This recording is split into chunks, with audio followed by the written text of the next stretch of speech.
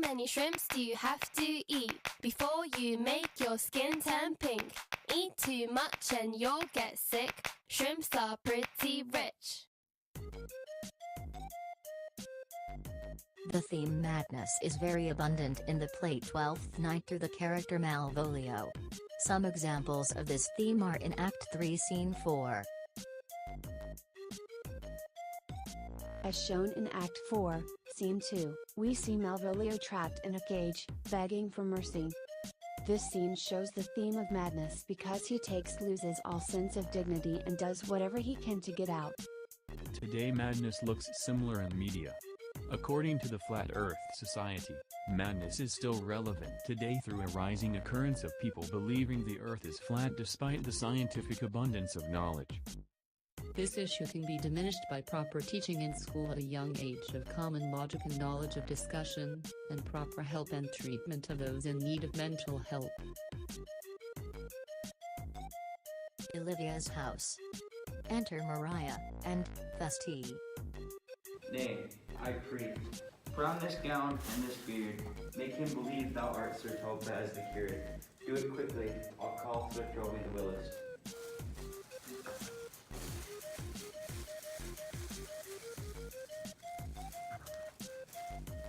Well, I'll put it on, and I'll dissemble myself and I would I were the first that ever dissembled in such a gown. I am not tall enough to become the function well, nor lean enough to be a good student. Though, to be said, an honest man and a good housekeeper goes fairly, as to say a careful man and a great scholar. The competitors enter. Enter Sir Toby Belch and Mariah. Jove, bless thee, Master Parson. Bonos dies, Sir Toby, for, as the hermit of Prague that never saw ink and pen, very wittily said to a niece of King Gorboduc, that is, and so I, being Master Parson, am Master Parson. For what is that, and is but is? To him, Sir Topaz.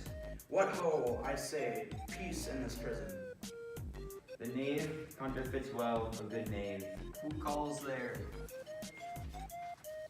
Sir Topaz, the curate, who comes to visit Malvolio the lunatic. Sir Topaz, good Sir Topaz, go to my lady. Out, hyperbolical fiend, how vexest thou this man? Talkest thou nothing but ladies? Well said, Master Parson.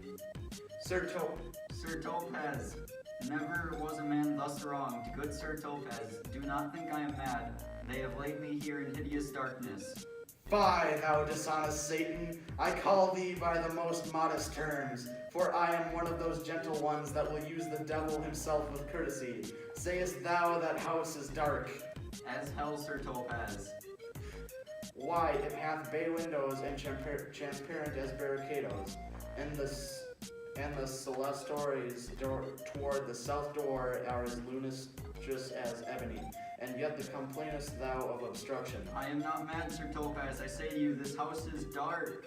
Madman, thou errest. I say there is no darkness but ignorance, in which thou art more puzzled than the Egyptians in their fog. I say this house is as dark as ignorance, though ignorance were as dark as hell. And I say there was never a man thus abused. I am no more mad than you are. Make the trial of it in any constant question. What is the opinion of Pythagoras concerning wild folk? That the soul of our grand man might happily inhabit a bird. What thinkest thou of his opinion? I think nobly of the soul, and no way approve his opinion. Fare thee well, remain thou still in darkness. Thou shalt hold the opinion of Pythagoras ere I will allow thy wits, and fear to kill a woodcock, lest thou dispose of the soul of thy grandam. Fare thee well. Sir Topaz. My most exquisite Sir Topaz. Nay, I am for all waiters. Thou mightest have done this without my beard and gown, he sees thee not. To him in thine own voice, and bring me word, how thou findest him. I would we were well rid of this, for I am now so far in offense with my niece that I cannot pursue with any safety this sport to upshot come by and buy to my chamber. Hey Robin, jolly Robin, tell me how thy lady does. Fool! My lady is unkind, Purdy. Fool!